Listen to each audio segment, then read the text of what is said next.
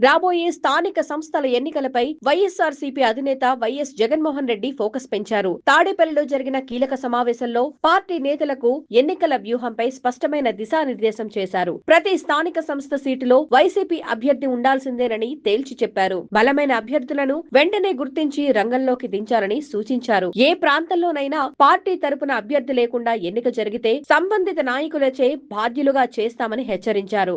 ఏకగ్రీవాల పేరుతో పోటీ నుంచి తప్పుకోవద్దని, అవసరమైతే పార్టీ కార్యకర్తల కుటుంబ సభ్యులను కూడా బరిలోకి దించాలని సూచించారు. అభ్యర్థుల ఎంపికలో వ్యక్తిగత ఈగోలకు చోటివ్వద్దని నేతలకు స్పష్టం చేశారు. ఇక రాబోయే 60 నుంచి 70 రోజులు నేతలు నియోజకవర్గంలోనే ఉండాలని జగన్ ఆదేశించారు. పార్టీ గ్రామ స్థాయి కమిటీల వరకు బలోపేతమైందని చెబుతూ ఇప్పుడు ఎన్నికలపై పూర్తి స్థాయిలో దృష్టి పెట్టాలని సూచించారు. సెప్టెంబర్ 5 నుంచి 7 వరకు జిల్లా సమావేశాలు, 8 నుంచి 11 వరకు అసెంబ్లీ నియోజకవర్గాల సమావేశాలు నిర్వహించనున్నారు. సెప్టెంబర్ 12 నుండి 22 వరకు మండల, వార్డు స్థాయి సమావేశాలు జరగనున్నాయి. సెప్టెంబర్ 23 నుండి ఇంటింటి ప్రచారం ప్రారంభించాలని పార్టీ నిర్ణయించింది. వైసీపీ హయాంలో అమలు చేసిన సంక్షేమ పథకాలు, సంస్కరణలను ప్రజలకు వివరించడంతో పాటు కూటమి ప్రభుత్వ వైఫల్యాలను కూడా ప్రచారంలోకి తీసుకువెళ్లాలని జగన్ నేతలకు సూచించారు. కార్యకర్తలకు అండగా ఉండేలా పార్టీ వ్యవస్థను కూడా మరింత బలోపేతం చేయాలని జగన్